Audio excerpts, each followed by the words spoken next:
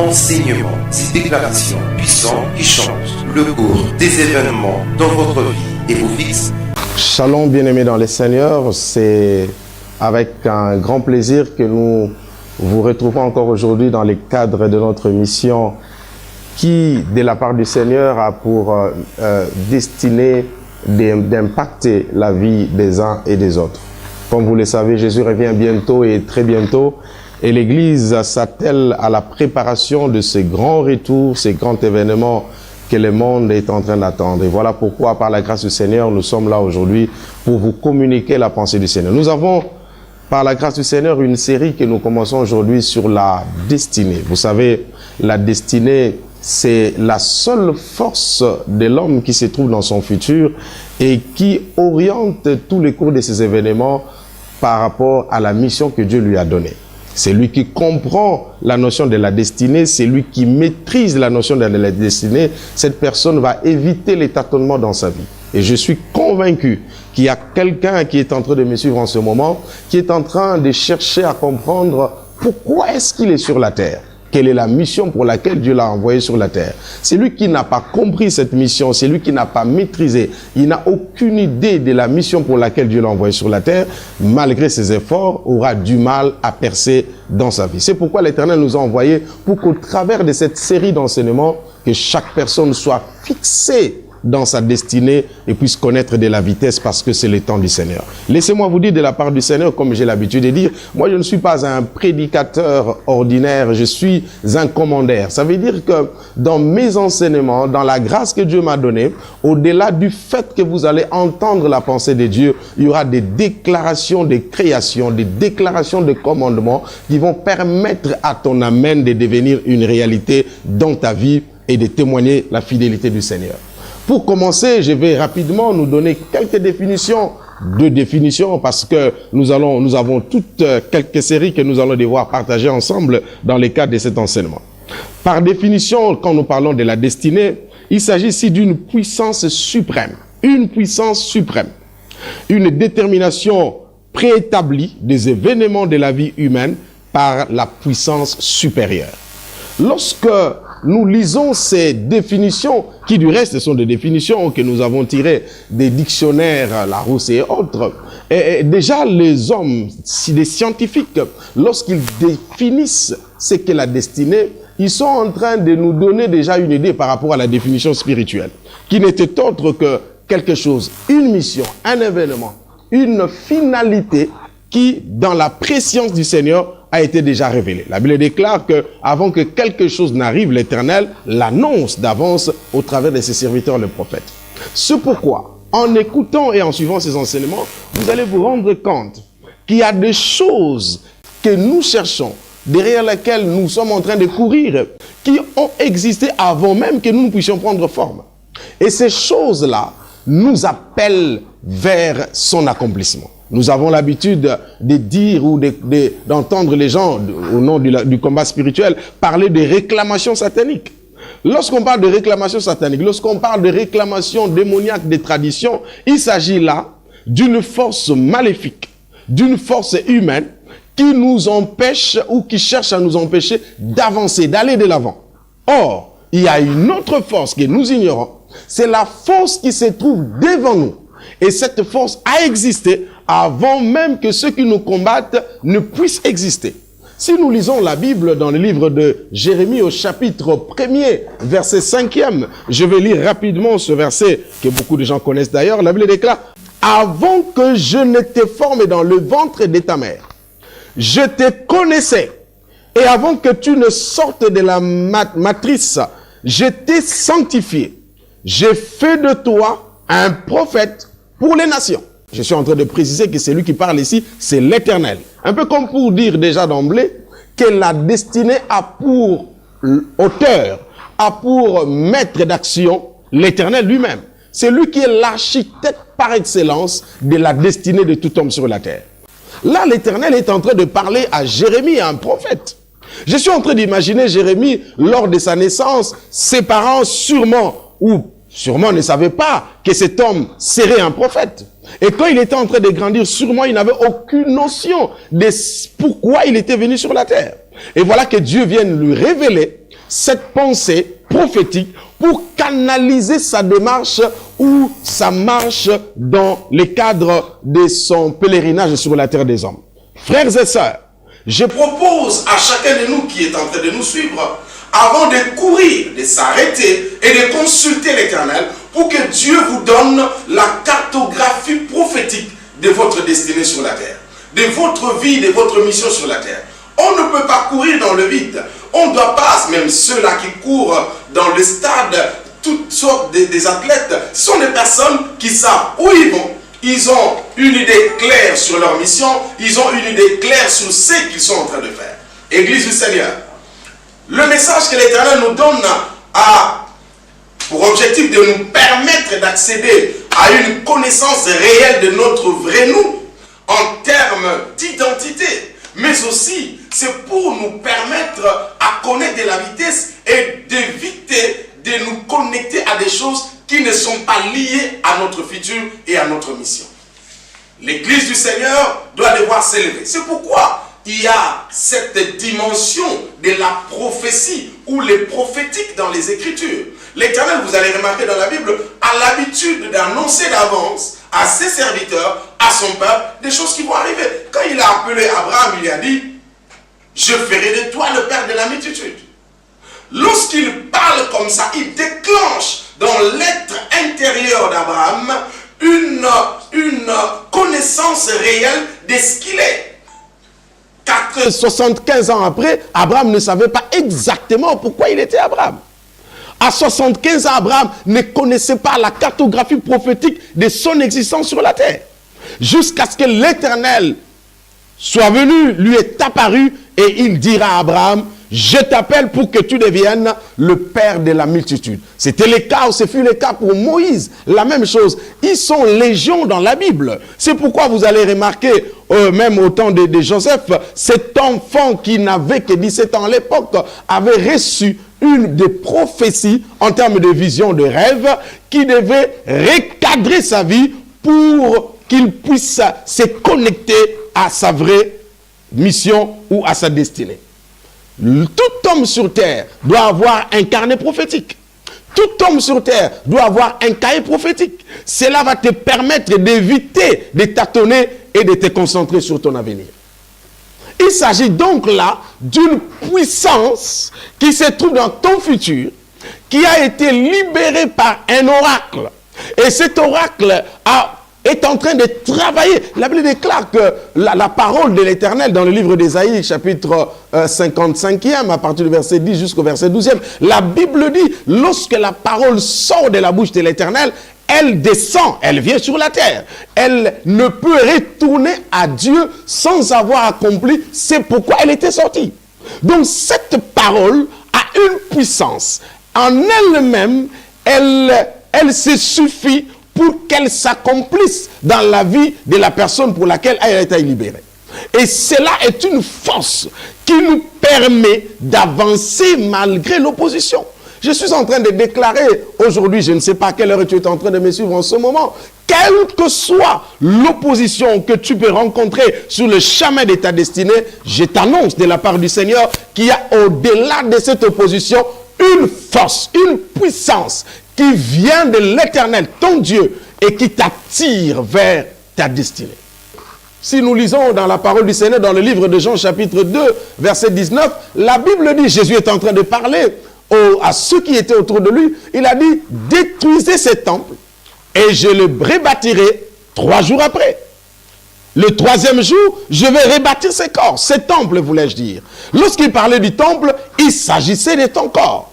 Et quand Jésus parle comme ça, il s'agit d'une histoire qui a été déjà mise en place par Dieu avant la fondation de la terre. La Bible dit l'agneau a été immolé avant que la terre ne soit fondée. C'est donc une mission, un projet que Dieu avait et qu'il avait déjà libéré pour que cela puisse s'accomplir sur la terre des hommes. La Bible dit quand Jésus l'a dit, ceux qui l'avaient entendu, c'est-à-dire les gens qui étaient à cette époque-là, je vais lire avec vous rapidement le livre de Matthieu au chapitre 27e. La Bible dit à partir du verset 62. Le lendemain qui était le jour de la préparation, les principaux sacrificateurs allèrent ensemble auprès de Pilate et dire, Seigneur, nous nous souvenons que cet imposteur a dit, quand il vivait encore, après 3 jours, je ressusciterai. Ordonne donc que le sépulcre soit gardé jusqu'au 3e jour, afin que ses disciples ne viennent pas dérober les corps et de dire au peuple, il est ressuscité des morts. Cette dernière imposture serait pire que la première. Voyez-vous, les gens qui avaient entendu l'oracle de Jésus-Christ n'avaient pas oublié. Et quand Jésus-Christ est mort, ils se sont dit non, cet homme avait dit, la puissance de la parole que Jésus avait libérée était en train de troubler les gens. Mais Jésus savait qu'après sa mort, parce que cela a été prédit et que cela était inséré dans sa destinée, il allait finir par ressusciter. Et rien au monde ne pouvait arrêter le programme de Dieu au bénéfice de Jésus-Christ. La Bible dit, ordonne donc les sépulcres soient gardés jusqu'au 3e jour, afin que ses disciples ne viennent pas. Pilate leur dit, vous avez une garde, allez garder-les, comme vous l'entendrez. Ils s'en allèrent et s'assurèrent du sépulcre du moyen de la garde, après avoir scellé la pierre. Frères et sœurs, nous voyons ici Jésus-Christ qui est, parce que c'est lui l'exemple par excellence, l'image d'un homme qui a vécu, qui a consommé le programme que son père avait tracé pour lui avant qu'il ne soit né sur la terre des hommes. N'oubliez pas que déjà plus de 6 siècles avant, on avait parlé au travers d'Ésaïe qu'un fils va naître, il viendra et il va libérer le peuple. Cela n'a pas empêché Dieu d'accomplir. D'ailleurs, Galates chapitre 4, verset 4 dit, lorsque les temps furent accomplis, le fils est né d'une vierge. Bien-aimé dans les Seigneurs, je suis venu dire à quelqu'un, ce soir, ce matin, je ne sais pas où tu me regardes, dans quel coin du monde tu me regardes, tu dois savoir qu'au-delà du combat présent, au-delà des choses qui t'attirent vers, qui ne veut pas que tu avances, il y a la promesse de Dieu. Cette promesse ne vient pas du fait que tu avais beaucoup prié. Cette promesse ne vient pas du fait que ton Père est saint. Cette promesse ou ces promesses sont là parce que Dieu les avait déjà conçues pour toi avant même que tu ne sois né. Cela n'est pas lié par le nombre de prières que tu as fait sur la montagne ou dans la forêt. Rien à voir. Cela n'a même pas un trait avec la foi que tu as aujourd'hui. Nous allons développer plus tard pour comprendre, est-ce que quelqu'un peut-il perdre sa destinée, rater sa destinée? Nous allons débattre de cela plus tard. Mais aujourd'hui, je suis dans le premier sujet sur la puissance de la destinée. Vous savez, la destinée, elle est tellement puissante qu'elle est capable de déplacer des personnes. Elle est capable de connecter des hommes. Prenez l'exemple de Ruth et de Naomi.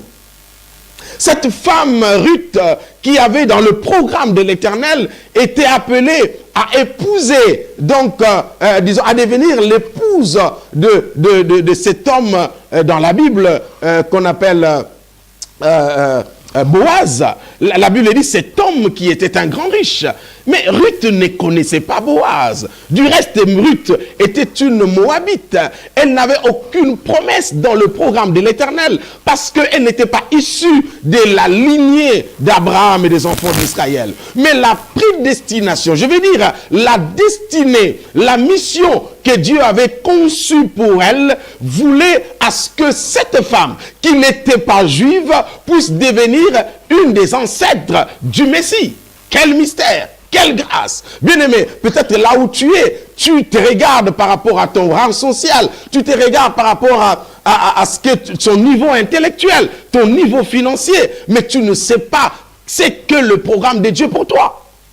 Il arrivait, quand on était encore des jeunes, que l'Éternel donne des messages. Je me souviens, je vivais chez un de mes amis, j'étais sous-logé chez lui, c'était un petit studio. Il était un garnisseur, que Dieu le bénisse, là où je suis en ce moment, le frère Eman. Cet homme qui nous a hébergés alors qu'on était serviteurs, amis d'enfance, mais disciples dans le Seigneur. Bien-aimé, en ce moment-là, je ne voyais rien dans mon avenir. Il n'y avait aucune issue, il n'y avait aucune porte de gloire. Il n'y avait rien qui pouvait me rassurer d'un avenir meilleur. Mais en ce moment-là, je recevais des prophéties venant des uns et des autres qui n'avaient pas la taille de mon niveau social. Je regardais parfois, je souriais. Je me disais, telle prophétie, comment est-ce qu'elle va s'accomplir? Comment est-ce que cela sera vrai?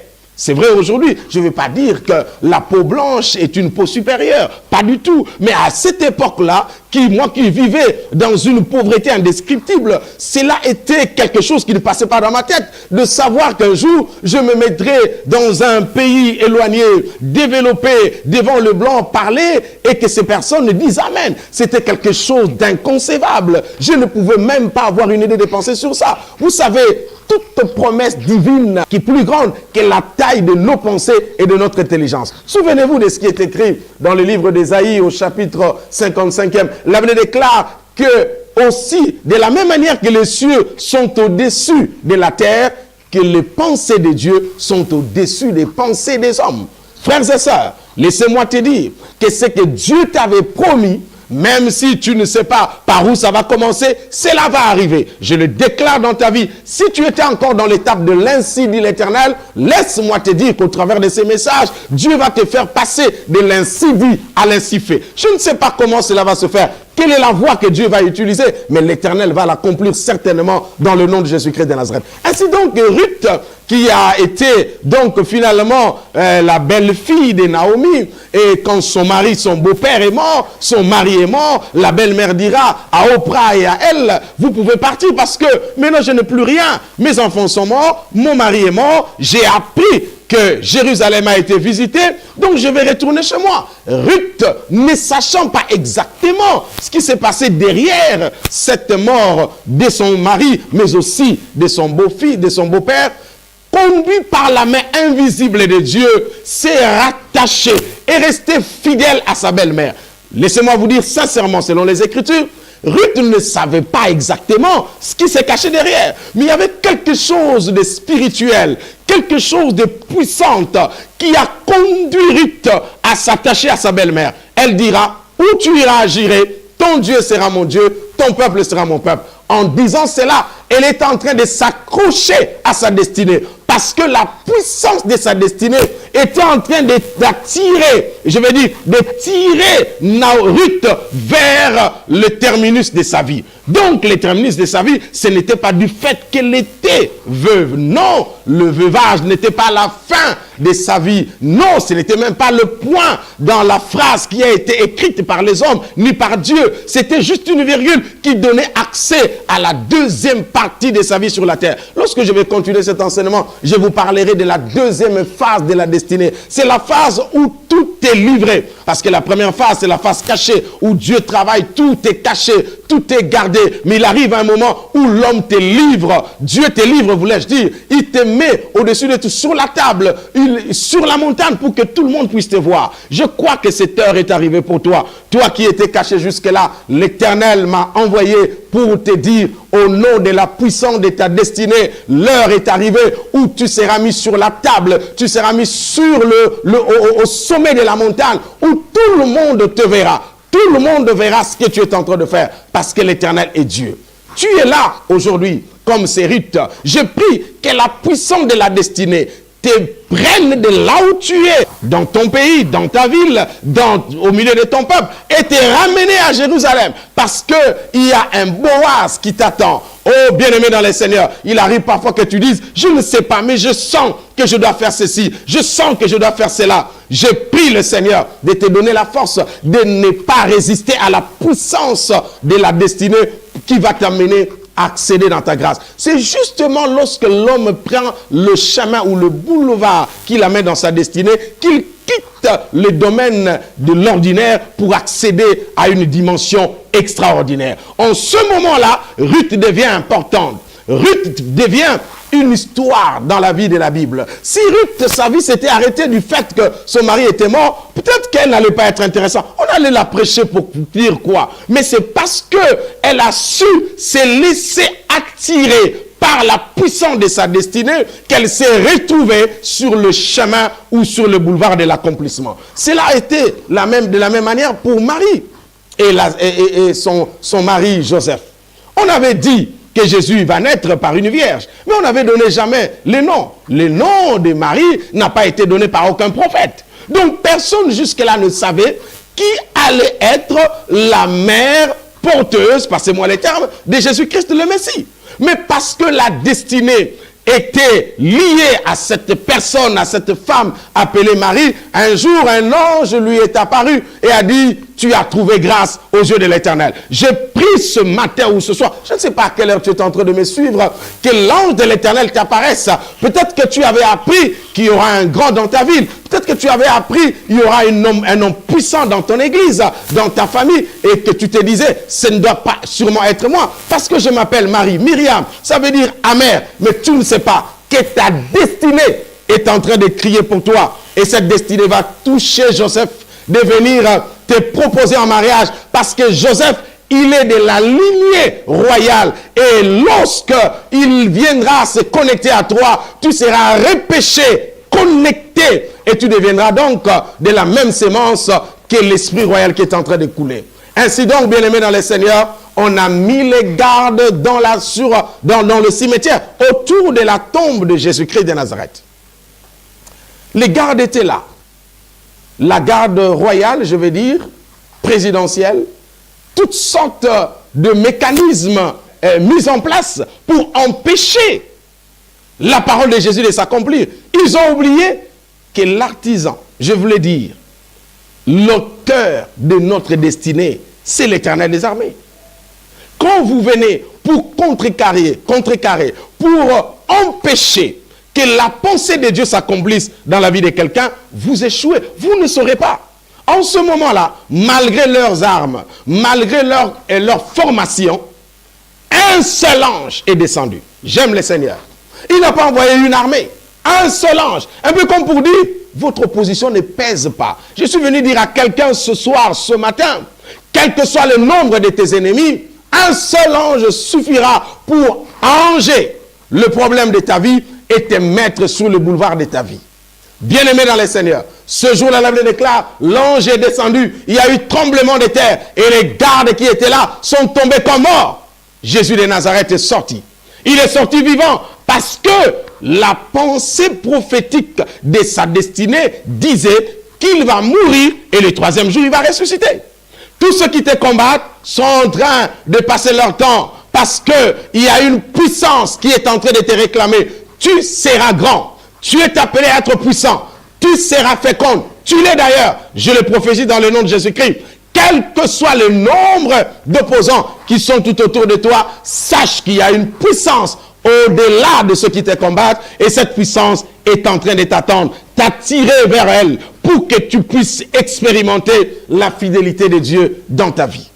Je vais donner un dernier personnage dans la Bible. Il s'appelle Joseph. Cet homme, comme je disais au début, il avait reçu des songes de la part du Seigneur. Son père ne connaissait pas exactement à quoi il était appelé. Et lorsqu'il a reçu des songes, ces songes ont éclairé son père et ses frères. Jusqu'en disant, est-ce que tu es en train de nous dire que tu vas régner sur nous? C'est ce qui fut fait. Mais bien aimé dans le Seigneur, lorsque le message est sorti, Joseph est resté Joseph. Jusqu'au jour où ses frères, ses propres frères l'ont trahi, l'ont vendu.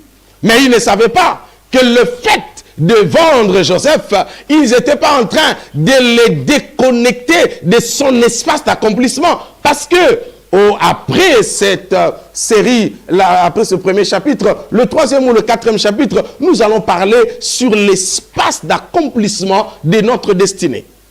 Ils pensaient le déconnecter parce que la vision disait qu'il les réunirait au milieu de son peuple, de ses frères.